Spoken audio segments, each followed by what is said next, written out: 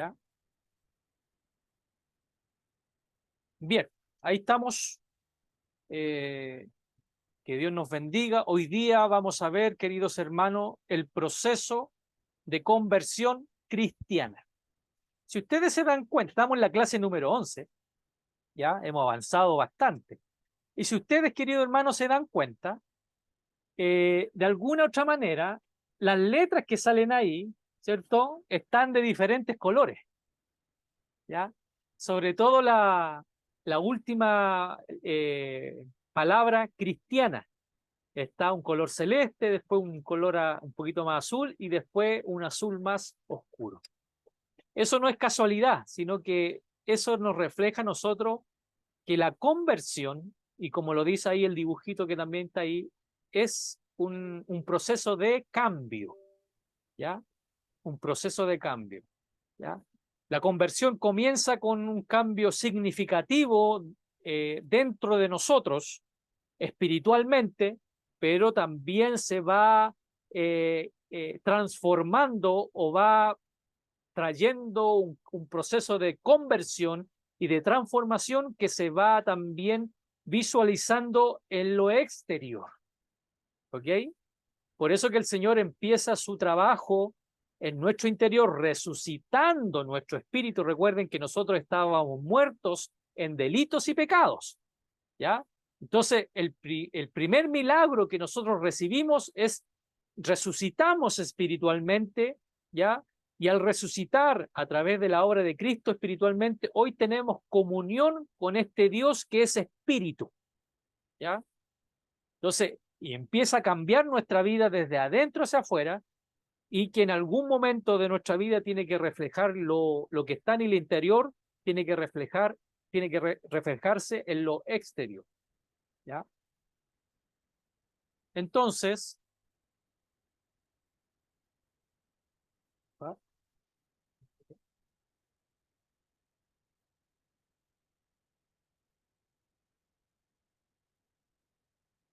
Se quedó, voy a tener que abrir nuevamente porque se quedó como pegado. A ver.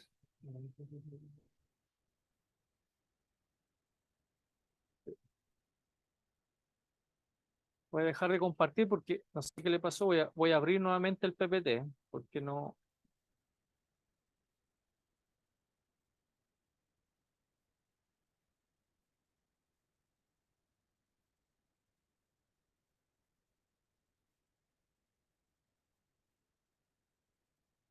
Ah, ya.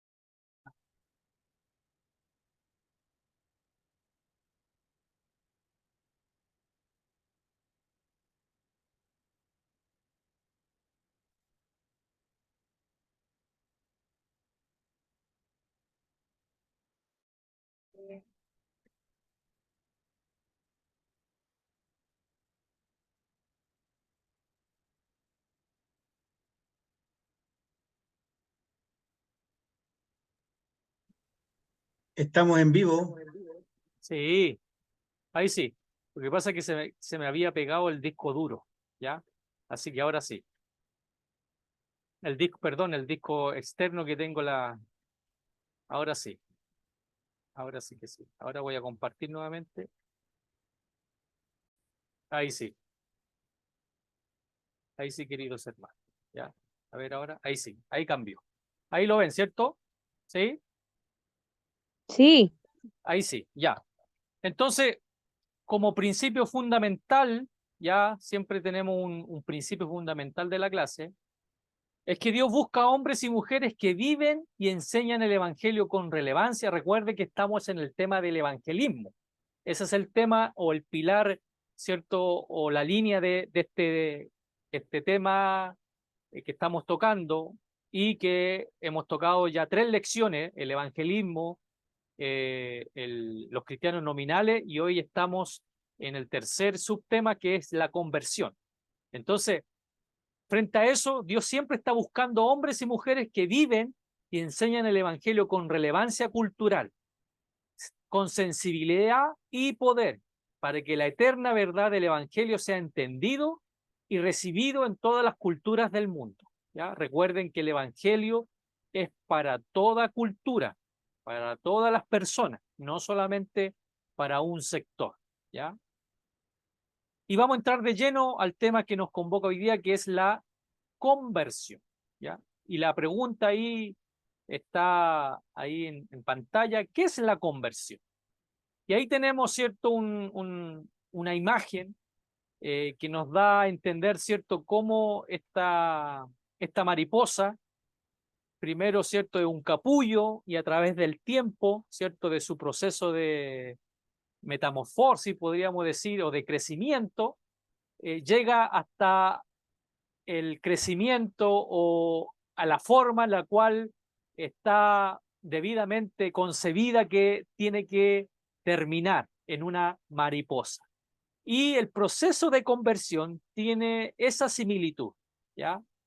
Entonces dice que la conversión es un proceso de transformación de vida a través del cual una persona se torna en una nueva creación en Cristo. Ese es en una definición muy acotada, pero muy exacta, de lo que tiene que ver con qué es la conversión. Es un proceso de transformación de una persona que se torna en una nueva creación en Cristo. Por eso que ahora nosotros estamos en Cristo. ¿Ya? Por ahí leía una frase de un hermano que decía: existen 2 posiciones para el ser humano: estar en el antiguo Adán, que es la antigua, ¿cierto?, la antigua creación o la antigua naturaleza, o estar en el nuevo Adán. ¿Quién es el nuevo Adán? En Cristo. Y ese nuevo Adán, esa nueva naturaleza, estamos o está exclusivamente en Cristo. ¿Ya? Por eso que la conversión comienza con una transformación de esta naturaleza pecaminosa, antigua, en el Adán, a una naturaleza nueva, ¿cierto?, que es espiritual, que es a través de Cristo trabajando en nuestra vida por el poder del Espíritu Santo. Algunos ejemplos que podemos ver con respecto a la conversión: bueno, nacer de nuevo, ¿ya? También es una definición de la conversión. Cuando uno dice yo he nacido de nuevo, uno está diciendo que he tenido una verdadera conversión, un verdadero cambio. Estoy siendo transformado a la imagen de Cristo, ¿ya? También beber el agua viva, ¿ya? O sea, beber del agua del manantial, ¿ya? Beber la Escritura. Antes, ¿cierto?, no teníamos ninguna interacción o ninguna conexión con la palabra del Señor. Hoy, como nacimos de nuevo, necesitamos beber de esta agua, ¿ya? Y a través de este beber del agua venimos al conocimiento de ¿qué? Al conocimiento de la verdad, al conocimiento del Evangelio. Y por ende comenzamos a conocer más íntimamente a este Dios Padre a través de Cristo y por el poder del Espíritu Santo trabajando en nuestra vida. ¿Ya? ¿Para qué? Como dice ahí en el 4.º punto, para poder creer.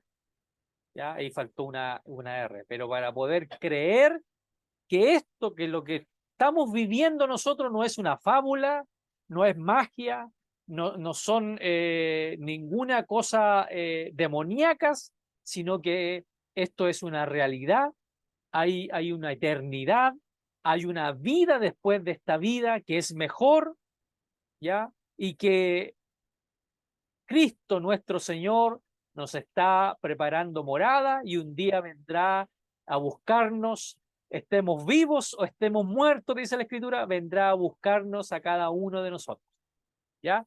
Pero para que podamos tener acceso a esa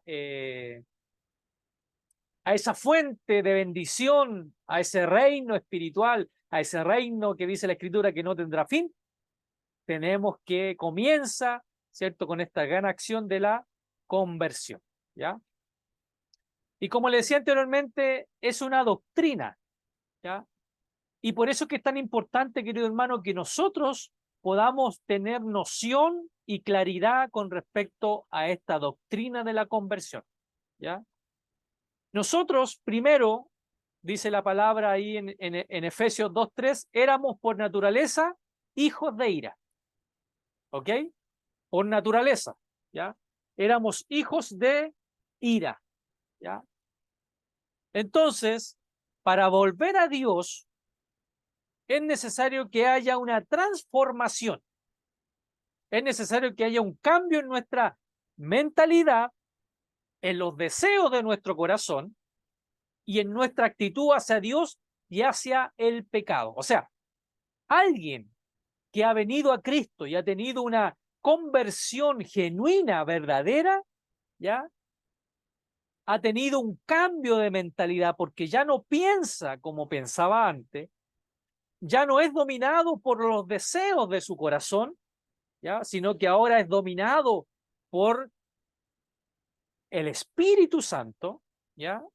Y nuestra actitud hacia Dios ha cambiado y obviamente hacia el pecado ha cambiado. ¿Por qué? Porque el pecado hoy en día ya no se enseñorea de nosotros. Eso no quiere decir que vamos a seguir cometiendo errores o, como lo dice la Biblia, vamos a seguir pecando. Pero ya el pecado ya no es Señor nuestro. Ya no estamos bajo el señorío del pecado, sino que hoy hay otro que nos ciñe. Es otro el Señor, que es Cristo. ¿Ya? Y a nosotros nos es necesario experimentar un cambio completo en nuestra vida, de manera que agradecemos a Dios al estar en armonía con su palabra. Cuando un pecador se arrepiente, Dios hace la obra de convertirlo en un cristiano. Recuerden que nosotros no hacemos nada. Recuerden que la obra de cambio la hace Cristo a través del Espíritu Santo y por el poder de su palabra en la vida del ser humano. No somos nosotros, ¿ya? Es Cristo, ¿ya? Los pecados que el pecador una vez amó, ahora aborrece. Y las cosas buenas de Dios que antes aborreció, ahora las ama. Y ahí es donde está el cambio. Antes, ¿cierto? Amamos todo lo que tiene que ver con el mundo y por ende y por consecuencia aborrecíamos las cosas de Dios y hoy, al tener una conversión verdadera, aborrecemos las cosas del mundo y amamos las cosas de Dios. ¿Ya? La conversión es una transformación completa. Es un amor nuevo en el corazón y una vida nueva en el alma. ¿Ya? O sea, la verdadera conversión no es a media, sino que es completa, ¿ya? Es transformacional absolutamente en la vida del hombre, que empieza, como lo decíamos anteriormente, desde adentro hacia afuera. Y cuando termina nuestro cambio en la última forma, bueno, cuando Cristo venga. Si estamos muertos, dice que seremos resucitados con un nuevo cuerpo. Y si estamos vivos, dice que seremos transformados.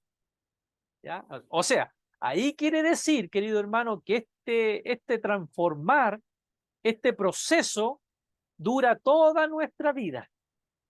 ¿Ok? Pero parte con la verdadera transformación, la verdadera conversión. Si no hay cambios, no hay conversión. si en un cristiano, entre comillas, cuando hablo cristiano, podemos también tocar el tema, ¿cierto?, de la semana pasada, de los cristianos nominales, ¿ya? Ahí entramos los verdaderos, los nominales, ¿ya? Los simpatizantes. Pero si no hay cambio en esa persona, eso quiere decir que no ha habido una conversión, ¿ya? Un cambio esencial que convierta al pecador en un hijo de Dios. Hay un cambio de mentalidad, de los deseos del corazón y de vida en esa persona. Sin tal cambio, aunque el incrédulo asista a una congregación de creyentes, no será un hijo de Dios. Para estar en Cristo Jesús, nada sirve a menos que la persona llegue a ser una nueva criatura. Y eso lo encontramos en el libro de Gálatas, en el capítulo número 6, verso número 15. Y mire lo que dice así, la palabra del Señor. Gálatas 6, verso número 15. Porque en Cristo Jesús ni la circuncisión vale nada, ni la incircuncisión, sino una nueva creación. ¿Ya? O sea, lo único que vale en la vida cristiana, en la verdadera conversión, es una nueva vida, nacer de nuevo, una nueva creación, ¿ya? Y cuando esa nueva creación existe por dentro, la persona manifestará por fuera la nueva vida en Cristo. Esto es, hermano, es consecuencia de, ¿ok? Es consecuencia de cuando nosotros hemos tenido una nueva vida por dentro, eso se va a manifestar en nuestro exterior, ¿ya? Romanos 6:4, ¿ya? Si lo podemos buscar, Romanos 6:4 dice: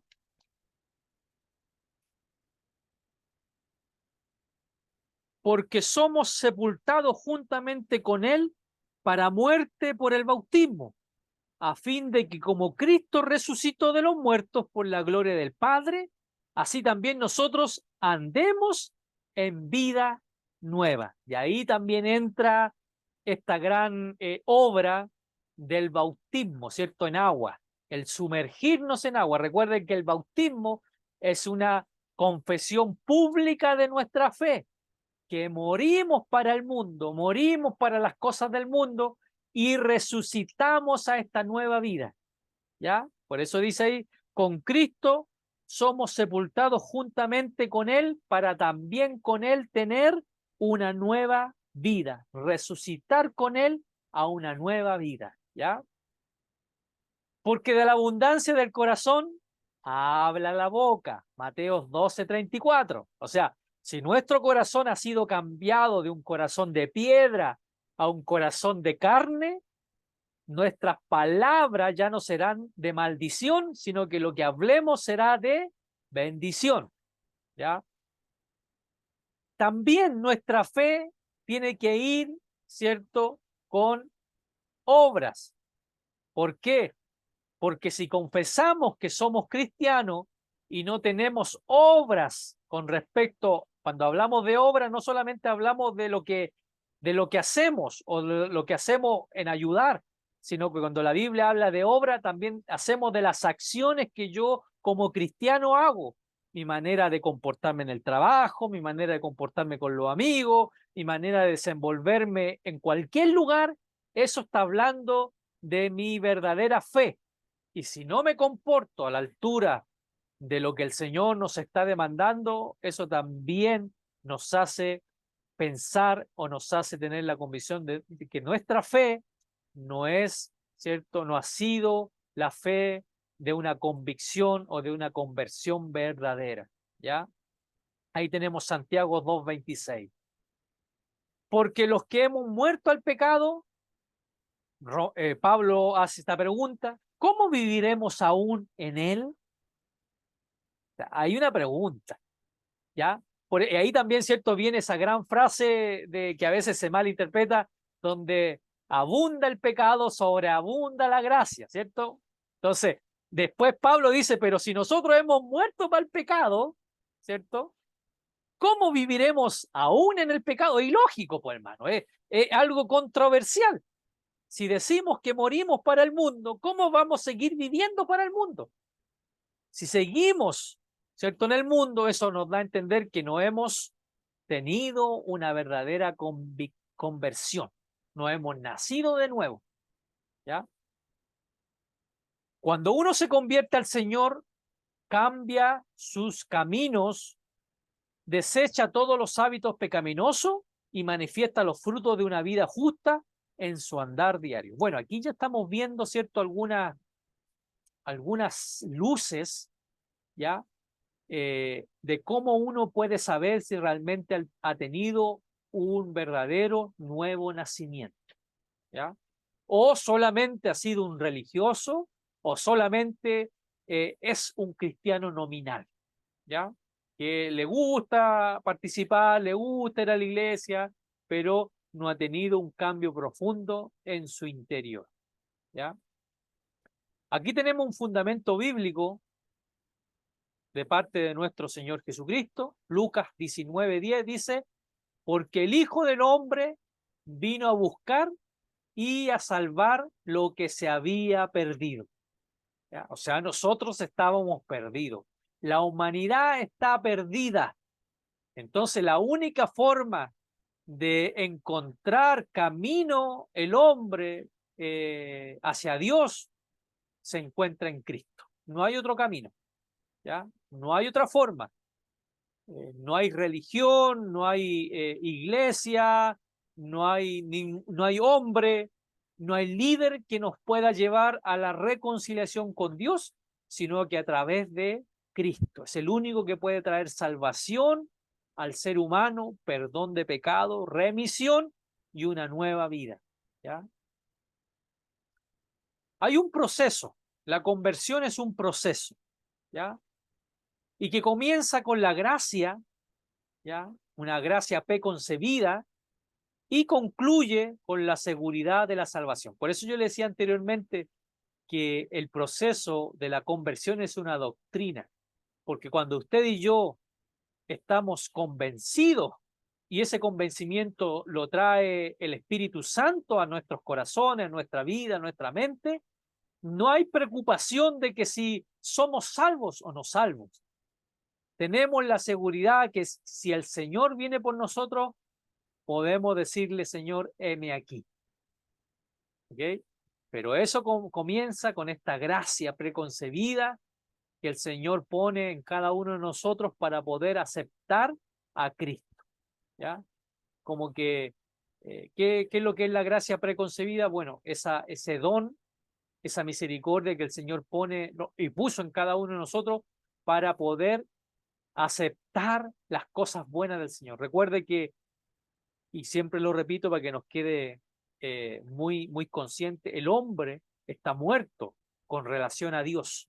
El hombre no puede escoger a Dios, ¿ya? Porque el hombre está cortada su relación con Dios. Entonces, esta gracia preconcebida, ¿ya?, habilita al ser humano a poder elegir las cosas de Dios. Y ahí, en ese momento, tiene el hombre el libre albedrío de elegir las cosas de Dios o seguir en su condición pecaminosa. ¿Ok?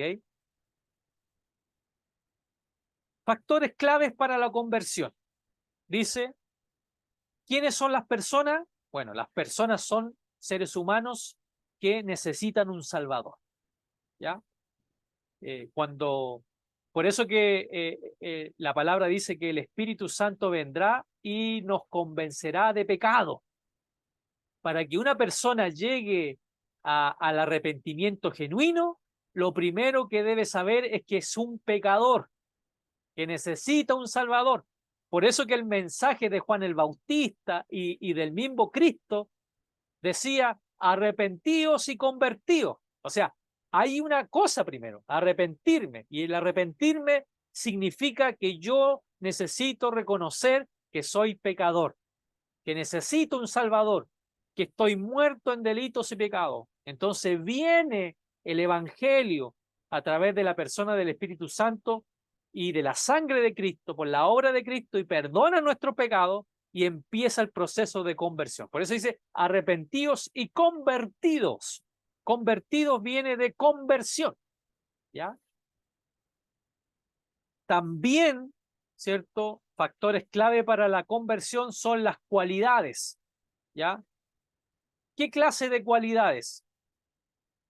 ¿En qué condiciones estamos como seres humanos? Recuerden que muchas veces para el que no le falta nada, por ejemplo, para los que tienen mucho dinero, es muy difícil, ¿cierto? Que lleguen al conocimiento del Señor, porque tienen cualidades y situaciones que no les falta nada, ¿ya? No digo que no sea posible, ¿ya? Pero son muy difíciles. Y muchas veces a nosotros que nos faltaban muchas cosas, muchas cualidades, somos más propensos a poder tener este corazón de piedra un poco más sensible a las cosas del Señor, ¿ya? Tiempo del proceso, ¿ya? Recuerden que hay un tiempo en el cual el Señor empieza a través del Espíritu Santo a convencer a las personas. Ejemplo, uno hace una invitación, ¿cierto?, a un culto evangelístico, a una cena de amor, a un estudio bíblico, a un estudio de ciertos temas, ¿cierto? Y lo hace convocatorio a todos. No es un culto de adoración, no es una reunión espiritual, no, es una convocatoria.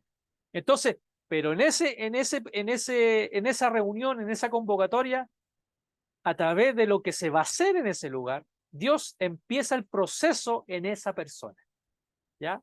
Y solamente Dios sabe hasta cuándo va a durar ese proceso de preconversión hasta llegar al punto de convertirse, ¿ya? No sé cuánto, si alguno de ustedes ha tenido o tuvo un preconvertimiento, un proceso donde a lo mejor lo habían invitado, participaba, ¿cierto? Pero no se había convertido. Entonces, Dios ocupa esos tiempos también, ¿ya? De proceso de preconversión, ¿ya?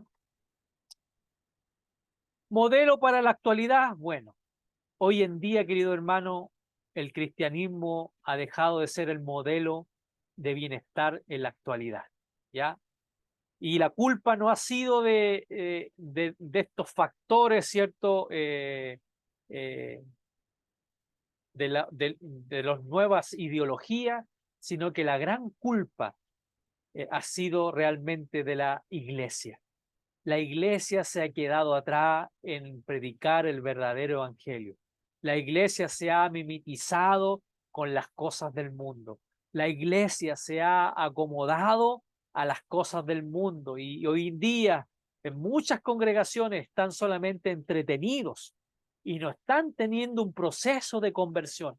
Están entretenidos con muchas obras, con muchas fechas de cosas, ¿cierto? Muchas reuniones, muchos trabajos dentro y si lo podemos depurar, esos trabajos, muchos de ellos no tienen nada de evangelístico, no tienen nada de predicación del evangelio, no tienen nada de cambios para las personas, sino que solamente de entretención y por tener un número dentro de los templos.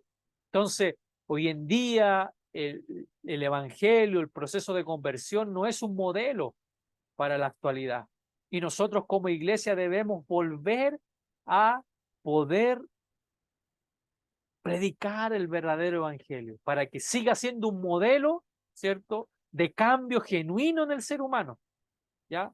La conversión es lo que Dios nos define como verdadero cristiano, ¿ya? La conversión es la que va a definir si tú y yo somos o no somos cristianos, ¿ya?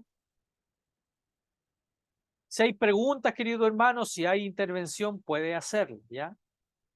La conversión cristiana. Hay dos tipos de conversiones, ¿ya? Ahí tenemos una conversión repentina y también tenemos la conversión gradual, ¿ya? Conversión repentina y la conversión gradual, ¿ok?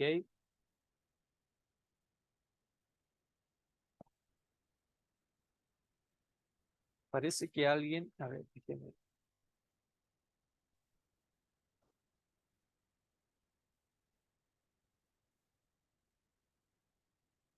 Ya. Ahí tenemos el proceso, ¿cierto? De la oruga, ¿cierto? Ahí, cuando nació la oruga, empieza a crecer, a crecer, a crecer, hasta que ya es una mariposa. Así también es el proceso del cristiano, ¿ya? Tiene que haber un cambio, ¿ya? Dice ahí, el proceso de conversión de cada persona es único, ¿ya? Yo no sé cuál fue el proceso suyo, si fue gradual, fue de a poco, ¿ya? O fue repentina. A lo mejor lo invitaron a la congregación un día, ¿cierto? O tuvo una experiencia sobrenatural un día con el Señor y su vida cambió. Usted nació de nuevo a las cosas de Dios, ¿cierto? A lo mejor un milagro, una respuesta, una palabra que tocó su vida y usted, así como Saulo, Saulo fue una conversión repentina. Recuerden que Saulo iba camino a Damasco y se le apareció el Señor y dice la Biblia, desde ese momento Saulo cambió su mente, ¿cierto? Cambió su actitud y cambió su forma de actuar frente a los cristianos. ¿Ya? Entonces, cada uno de nosotros tuvo un proceso único, ¿ya? Y a lo mejor el suyo a lo mejor fue gradual. Empezaron a invitar, le gustó, ¿cierto? Pero llegó el momento en que ese gradual tuvo su fin y tuvo una verdadera conversión, ¿ya? Por eso es que no debemos apurar las cosas, porque Dios conoce los tiempos de cada uno. Lo importante es saber que la iglesia o usted y yo estamos trabajando en ayuda para que ese ser humano, para que esa persona, ese amigo, ese familiar pueda tener esa conversión genuina y verdadera, ¿ya? Lo ideal sería que todos tuviéramos una conversión repentina, ¿ya? Que de la noche a la mañana, ¿cierto? El Señor cambiara nuestra vida y nos entregáramos al Señor. Pero debemos también tener paciencia y trabajar también con aquellos que están en ese proceso, ¿ya? Aquí hay una investigación, ¿cierto? Para que podamos tener un poco de claridad con respecto a esto que tiene que ver con la conversión. El 25% de los que se convierten repentina o dramáticamente, por algún suceso dramático, ¿ya? Solamente el 25%. El 50% es gradual, ¿ya? Va de menor a mayor, ¿ya? Tiene un proceso gradual. Y el 25% tiene ambos de los cristianos convertidos, una combinación, tanto gradual como repentina, ¿ya? Eso es lo que tiene que ver, querido hermano, con la conversión. ¿Hay alguna pregunta? Porque ahora ya entramos a tierra derecha. Ahora vamos a empezar a ver las señales de la verdadera conversión. Ahora entramos a ver cómo saber si realmente he tenido una verdadera conversión o no. ¿Hay alguna pregunta? ¿Alguien quiere añadir algo? ¿Alguien quiere dar algún ejemplo, ¿cierto? ¿O quiere compartir si tuvo una conversión repentina, gradual, que quiere compartir con nosotros? Puede prender su micrófono. O si no, pasamos nomás seguimos con el tema. ¿Alguien? ¿Alguna duda? ¿Hasta aquí? ¿No? Ya. Eso me gusta, que estén bien participativos. No, sí, es broma nomás, Miki. Eso me da a entender que está quedando claro, ¿ya? Lo importante es que quede claro, ¿ya? Si hay alguna duda, ¿cierto? Tiene que solamente mencionar. Bueno, vamos a ver 7 señales de una verdadera conversión. Y aquí, como le digo, entramos a tierra derecha. Y aquí no se trata de estar mirando para el lado, ¿ya? No se trata de que pongamos en la mente, voy a poner la balanza a tal o cual persona. No. Esto es para que nos pongamos nosotros en la balanza, nos pongamos nosotros frente a este espejo de la palabra del Señor, ¿ya? Y lo primero, y aquí quiero que tengan su Biblia a mano porque quiero que me ayuden a buscar. Aquí vamos a utilizar mucho la Biblia, ¿ya? Así que tengan su Biblia a mano ¿ya? Para que busquemos ahí la palabra del Señor, ¿ya? Primer punto dice, no permanecen en el pecado. Bueno, la primera convicción o el primer fruto, ¿ya? De un hombre que ha sido convertido y ha nacido de nuevo es que no permanece en el pecado, ¿ya? Se aleja de el pecado, ¿ya? Y una de los libros que más habla con respecto a la conversión es el libro de Primera de Juan, ¿ya? Y aquí nos va a dar algunas pruebas de quiénes son los verdaderos cristianos o de quiénes son, a lo mejor suena un poco drástico, pero así Juan lo determina, los falsos convertidos que están ahí camuflados, ¿ya? Así que quiero que alguien busque Primera de Juan 2:4, Primera de Juan 2:9 y Primera de Juan 3:4, ¿ya? Para que me ayuden ahí, como Juan es muy drástico con respecto a la conversión, al nuevo nacimiento, ¿ya? ¿Alguien encontró Amén. Juan 2:4? Hermano Amén. José. Amén.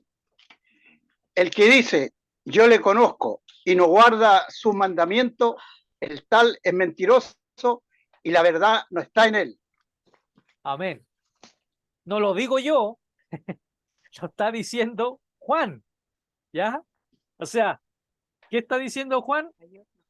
Juan 24. El que dice, yo le conozco, está hablando. Si lo podemos parafrasear, el que dice, yo soy cristiano, porque soy de Cristo, y no guarda sus mandamientos. ¿Qué significa guardar los mandamientos? Bueno, no es obediente a la palabra del Señor, no está cumpliendo con lo que el Señor le está ordenando con la palabra, dice, el tal es mentiroso y la verdad no está en él. ¿Ya? Mire qué profundo. Primera de Juan 2:9. Amén. ¿Ya, hermana Sandra? Dice, el que dice que está en la luz y aborrece a su hermano, está todavía en tinieblas. Amén. Amén. Amén. El que dice que está en la luz, nuevamente. ¿Por qué dice el que está en la luz? ¿Qué dijo Cristo que éramos nosotros? ¿La luz de quién? Luz. Del mundo, Del mundo. ¿Ya? ¿cierto? Pero aquí Juan está diciendo, el que dice, el 4, el versículo 4 dice, el que dice, no le dice, no le suena un poco curioso el que dice, porque podemos decir que somos cristianos, ¿ya? Pero nuestras acciones van totalmente contrarias a lo que decimos muchas veces. El que dice que anda en luz, pero aborrece a su hermano, este todavía, ¿qué hace? ¿Qué dice? Anda en tiniebla. Qué fuerte, hermano, porque andar en tiniebla es no haber nacido de nuevo, andar en oscuridad. Eso es andar en tinieblas, ¿ya? Primera de Juan 3:4. Pasamos al otro capítulo. Amén. Todo el que peca, Deliberadamente. Todo aquel que comete pecado. pensé que alguien lo iba a leer, hermano. Amén, disculpe. No, hermana Mirna, 3:4 de Primera de Juan. Sí, todo el que peca viola la ley de Dios, porque pecar es vivir en contra de la ley de Dios. Amén. ¿Ya?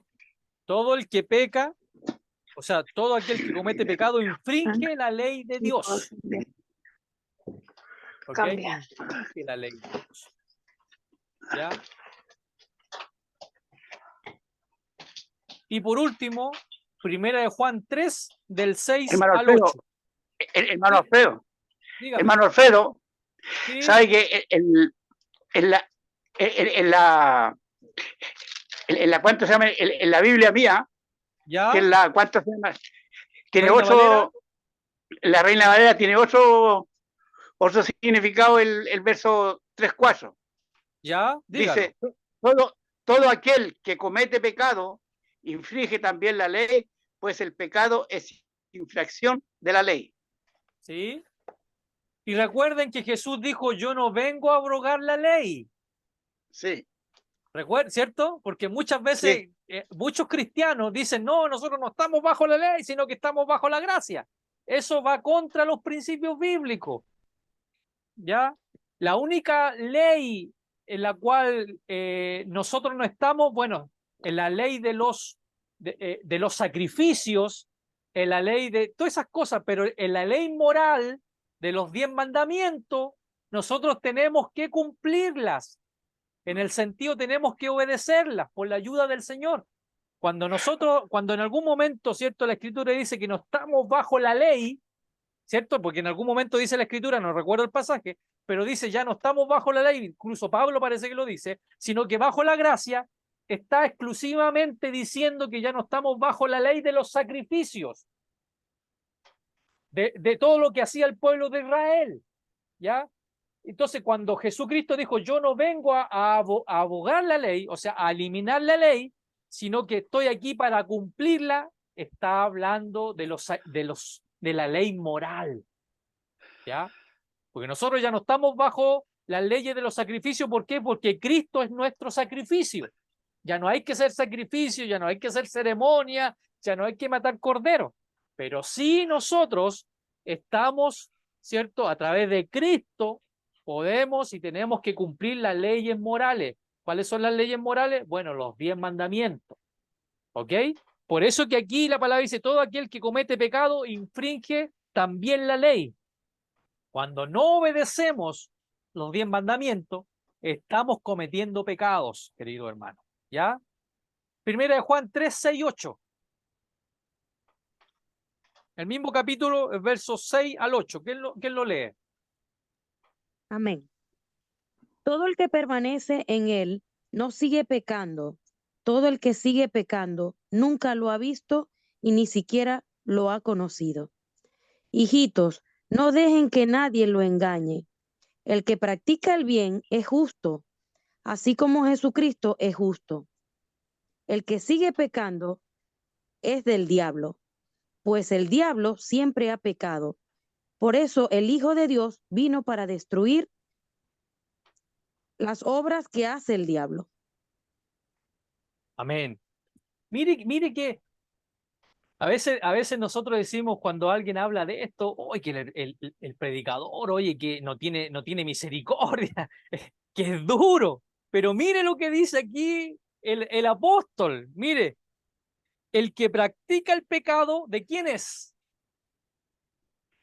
del Es diablo. del diablo. O sea, ya con este primer punto, dice, el que ha tenido una verdadera conversión ya no practica el pecado. ¿Por qué? Porque si practicara el pecado, no es hijo de Dios, sino que es hijo del diablo. Diablo. Qué tremendo, hermano, qué frontal y cuánta verdad hay ahí en eso. Y hoy día podemos decir nosotros, estamos convencidos de que hemos nacido de nuevo. Ojo, que siempre la Biblia lo dice, vamos a seguir pecando porque esta naturaleza, ¿cierto? Es una naturaleza que está inclinada al mal, ¿ya?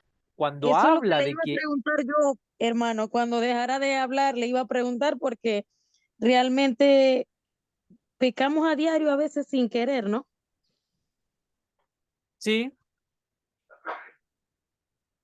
por eso que es muy importante, dice aquí, el mismo texto dice, Permanece. todo aquel que permanece en él, está hablando que permanece en Cristo, que está en Cristo, ¿ok? Por eso que es importante no conocer a Cristo, sino que estar en Cristo, ¿ya? Dice, todo aquel que permanece en él no peca.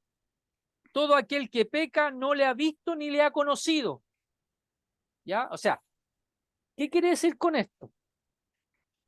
Que nosotros, sí, lo que la hermana Mirna dice, la palabra del Señor dice, Pablo, el gran apóstol, a nosotros, a los gentiles, él dice que ay de mí que soy muerto, que soy pecador, dice Pablo. Se arrepiente porque mientras esté en esta naturaleza, él está inclinado a hacer las cosas del mal, porque esta naturaleza lo va a hacer, a mentir, a robar, a hacerle el mal, a tener pensamientos malos con respecto a mi prójimo. Vamos a estar pensando eso.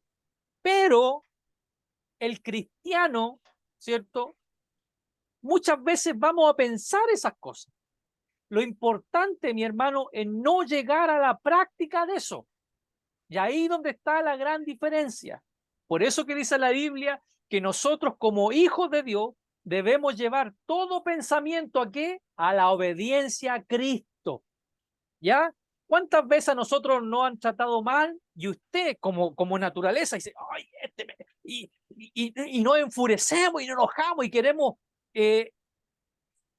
responder de la misma forma o como respondíamos antes cuando no éramos con Cristo. Pero hoy en día que tenemos a Cristo y que está Cristo en nosotros, ya no somos gobernados por la carne, y ahí está la gran diferencia. Ya no somos gobernados por el temperamento, por nuestra alma, por nuestro corazón, sino que hoy en día, ¿quién nos gobierna? Cristo. ¿Quién nos gobierna? La palabra del Señor. ¿Ya? Entonces, por eso que la Biblia dice no tenemos lucha contra carne ni sangre, sino que contra potestades, contra huestes malignas de los lugares celestiales. Hay espíritus, hermanos, que luchan con nosotros. ¿Ya? ¿Para qué? Para hacernos caer. Pero eso, por eso que dice la Escritura, y ahí debemos tomar toda la Escritura, más nosotros somos más que victoriosos en Cristo Jesús para con todas estas cosas. ¿Qué cosas? Cuando se vienen pensamientos en nuestra vida de poder hacer mal a alguien, de hacer algo malo, de hacer una cosa chanchullo por ahí, ¿cierto? De no hacer las cosas correctamente. Entonces, de esas cosas, hermano, porque antes las hacíamos sin ninguna claridad en el sentido, la hacíamos nomás. Si teníamos que hacer mal a alguien, lo hacíamos. Si teníamos que defraudar a alguien, lo hacíamos. Si teníamos que hacer esto, lo hacíamos porque vivíamos con una conciencia entenebrecida, dice la Escritura. Pero hoy en día, ¿quién nos gobierna? Cristo. Pensamientos van a venir, hermano, pensamientos de maldad van a venir a nosotros, ¿ya? Pero es ahí donde debemos nosotros, con la ayuda del Espíritu Santo y la palabra del Señor, decir quién está gobernando hoy día nuestra vida. Entonces, cuando dejamos que la palabra a través del Espíritu gobierne nuestra vida, que nos dice no debes pagar mal, ¿cierto? Bien por mal, ¿cierto? Sino que hacer el bien, ¿ya? Debemos amar a nuestro enemigo. Todas esas cosas que nos va diciendo la palabra, nosotros como naturaleza pecaminosa no las vamos a hacer, no las vamos a lograr. Pero hoy, ¿quién nos gobierna? ¿Quién te gobierna? ¿Quién me gobierna? Cristo, a través del Espíritu Santo. Y a través de él podemos ser más que victoriosos, ¿ya? Van a haber momentos en que vamos a flaquear, hermano. Van a haber momentos en que ese deseo, ese pensamiento, eso que nos invade la mente, vamos a llegar a cometer esa acción. Pero ahí también dice la Biblia, Pablo dice, hijitos míos, le está hablando a la iglesia, le está hablando a usted, le está hablando a mí.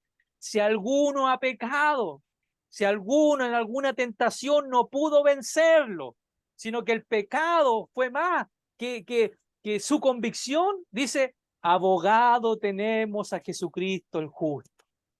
¿Ya? O sea, hay salida si en algún momento caemos en esa manipulación de nuestra mente, porque en algún momento el pecado nos va a ganar. La situación en nuestra mente, la lucha nos va a ganar. ¿Ya? En algún momento, porque no siempre vamos a estar arriba espiritual, no siempre vamos a estar en oración, no siempre vamos a estar ahí. No, hay momentos que vamos a tener flaquezas espirituales. Pero dice la Escritura, si en ese momento pecamos, si en ese momento reconocemos que nos equivocamos, tenemos a un abogado que trae perdón a nuestro pecado. Pero ya, ¿cierto? Sabemos que ya no podemos cometer esa misma situación. ¿Ok? Entonces, ¿alguien quiere aportar a este tema que está muy interesante y tiene mucho más que decir? Hermano Jorge, hermana Sarita. Ya, no, que aquí también leímos hasta el 8 y el 9 dice, todo aquel que es nacido de Dios no practica el pecado. ¿Ya? Pues creo que es importante este término, no practica. No quiere decir que no pecamos, pero Sí. no es lo mismo que practicar el pecado. Permanecer. Claro, ¿Ya? claro, exactamente. ¿Ya? Hermano Alfredo, Sí, yo quería comentar otra vez el versículo de primera de Juan 2:4, ya, ¿verdad? Que dice, el que dice yo le conozco y no guarda sus mandamientos, el tal es mentiroso y la verdad no está en él. Y la verdad es Cristo, ¿ya? Entonces, el que no, a propósito de esta clase y de la anterior, el que no guarda los mandamientos, porque hoy decimos que no es que somos cristianos, que somos de Cristo, sino que estamos en Cristo, ¿ya? Entonces, el que no guarda su mandamiento, dice, y la verdad no está en él, no estamos en Cristo, sigue siendo o seguimos siendo cristianos nominales si no guardamos su mandamiento, porque no estamos en Cristo. exactamente, exactamente. Hermano Jorgito quería Sí. intervenir. Frente al pecado, hay muchas iglesias que lo hablan, pero en forma muy somera, muy suave. Lo maquillan, yo creo que para hacerle más que todo cariño a la hermandad, porque hablar del pecado en sí, del pecado a pecado es fuerte y nos llega a todos, incluyendo a pastores. Claro. Lo que pasa es que aquí ¿Y por nadie, qué, perdón, recuerden que hermano Alfredo, y por qué no se habla del pecado en sí como tal en las iglesias frente a frente? ¿Por qué? ¿Por miedo? ¿Por temor? ¿Porque todos pecamos? ¿Porque todos, estamos todos aprendiendo incluso? claro, uno de los factores principales, por qué no se habla mucho de esto, es porque no hay conocimiento general y no hay una respuesta con respecto, cuando dice que no practicamos el pecado, pero seguimos siendo pecadores. Entonces, si no hay una real noción o información para poder explicar qué significa que no somos señores del pecado, pero seguimos pecando, hay una confusión, ¿ya? Ese es un primer punto. Segundo punto, porque hoy día la gente, ¿a quién le gusta que le digan que está mal? O sea, ¿a quién le gusta que le digan, oiga, si tú eres mentiroso, no eres hijo de Dios, como dice así, ¿cierto? La vida de Cristo, la verdad, o Cristo no está en ti. Si tú O sigues sea, mintiendo, perdón, somos nominales incluso. Hay muchos nominales, exactamente, demasiados nominales.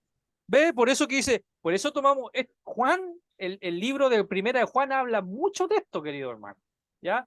Y mire, tocamos el primer punto nomás de 7, ¿ya? Entonces, el que ha sido un verdadero convertido, el que nacido de nuevo, no practica estas cosas, no las va a practicar, sino que siempre las va con la ayuda. Por eso que aquí es muy importante cuando Cristo dijo, es necesario que yo me vaya. O sea, era necesario que Cristo se fuera, ¿ya? ¿Por qué? Porque Cristo en su forma humana, en su naturaleza humana, no era omnipresente. Él estaba en un solo lugar. ¿Ok? Entonces, era importante de que Él se fuera, ¿para qué? Para que llegara Dios Espíritu Santo, que es omnipresente. Él está en todos lados, ¿ya? Para que pudiera ayudarnos a todos los cristianos de todo el mundo. ¿A qué? A combatir estas cosas, hermano. Por eso que esto es una lucha diaria, pero no con el de al lado. Esta lucha es contra nosotros mismos, con esta naturaleza pecaminosa que está en nosotros, que es inclinada al mal.